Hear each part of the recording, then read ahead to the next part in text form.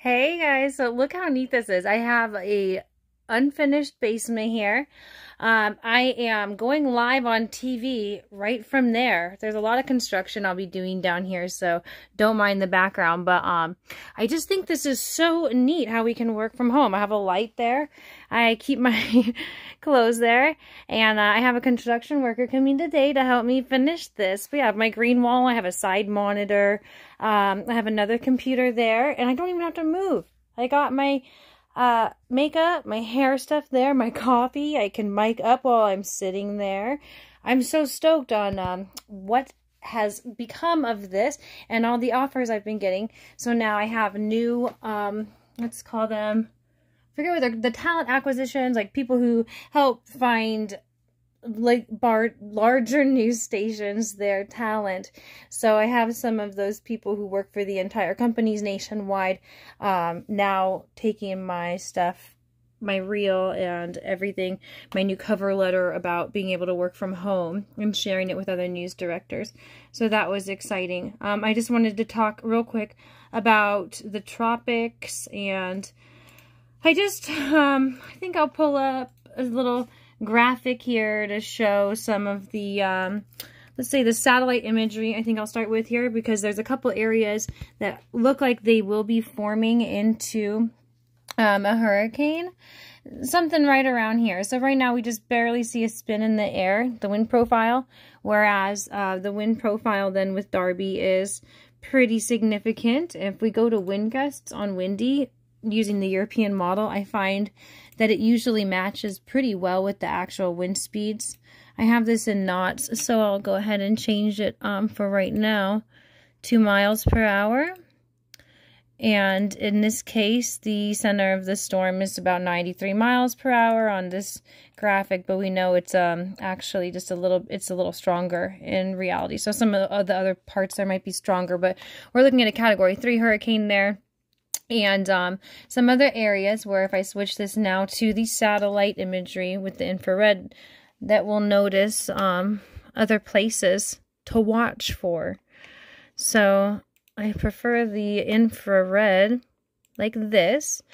I think that it shows the moisture plumes more easily. So these areas of dark red are where there's tons and tons of moisture, lots of clouds, usually torrential downpours in these regions. So what this tells me is that soon Southern California will be feeling really humid and muggy again because the direction that's going is up toward them a little bit. This will kind of go in, but also shove some of that moist air toward California and allow some of this stuff to probably start spinning here. There's some other reasons, like this whole pressure system. We have a big pull of air going toward the north there, over Cuba, over the Keys and southern Florida. So with that, we have air going one way and then another way right next to this moisture plume. That kind of thing can start a little spinning action. So this will be probably an area that will be forming another tropical storm that gets named, I believe that's Estelle for this Pacific, the Eastern Pacific Basin here, next in line. And then for the Atlantic, I mean, there has been this area that we've been watching in the Gulf that the National Hurricane Center has as the yellow X, meaning there's a small chance something could develop there into a closed low. Those chances are very unlikely, but they are remaining very high for flash flooding, possible water spouts. Here near Apalachicola earlier today in Florida on the Panhandle, there was a severe warned storm. So those will probably keep popping up. Areas like Louisiana as well. The parishes there. Anything coastal, really from Texas to Florida is what I was forecasting for these storms. And now that the moisture is getting further from Texas, it's a little less likely for them there today. This will just continue slowly, day by day, moving a little bit further off toward Florida. So pretty soon here, I would say, what is that, by Thursday, this will stop bothering most of the south and then just kind of linger off the coast here in Florida.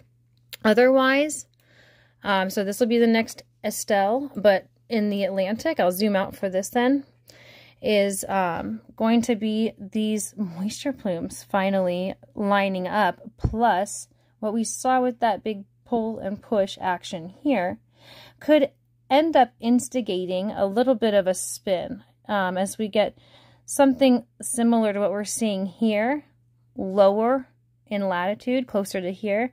And as this whole batch of moisture ends up making its way eastward, it'll most likely end up being dragging down a little lower south. And that can cause some of these moisture plumes to spin up. So I wouldn't be surprised if one of the storm clusters here off the coast of Africa does have a chance to develop into something in the next, I would say, 2 weeks, week and a half, 2 weeks. We could start to see something at that point then show signs of becoming a named storm in the next 48 hours. So that, you know, Atlantic, it would be right on time for that kind of thing to happen. Everything's primed, and now we are just waiting for some kind of a tropical wave like this to pass these storms and instigate that spin into a tropical cyclone. So otherwise, severe weather, we have a little bit possibility chance in the States today, right around here. The SPC changed to their forecast to match mine. I thought it was silly because the other day I didn't look at SPC forecast before I gave mine, and then I saw theirs later and I was like, oh shoot, I said something different, but then they changed theirs to mine this morning, so I was like, okay, cool, I'm in the clear. But here is India with a lot of really intense flooding that they've been getting for, now it's been about a week. Same with Thailand, Philippines, Vietnam. So all of this area, I would suspect coming up soon has potential for mudslides and things of that nature. Let's say flash flooding, similar to what we caught in the States. There's been flash flooding in Alabama as well as Iowa, where I was forecasting for this morning. Now, it's probably also New Zealand because they had a big storm there. Those kind of floods that those areas have been getting, I just named, are bad enough to make roads impassable in some areas for a little while. So other than that, you know, there's nothing else very, very major or deadly that I've been focusing on. So I'll just keep a good eye on these tropics. And while I'm at it, I'll just hit up SWPC because I haven't seen it yet today. SWPC's what the cool kids call it, the Space Weather Prediction Center. You know, people who say the word enough that they want to shorten it. Says we have a 50% chance of a radio blackout, and also geomagnetic storm potential. So I assume there's probably a coronal mass ejection that occurred. Yeah, we have a blast here on the side, what's called Earth connected. I'm pretty good at visualizing where these things are going. It looks to me like this was on the limb, kind of almost going around the corner here, which magnetically speaking connects with us. You can imagine that you are where you are and the sun is where it is, and then magnetic field lines come and connect this way to Earth. So they kind of go in a circle a little bit. So something that's over here kind of spins around on its way to Earth and really interacts with our magnetosphere.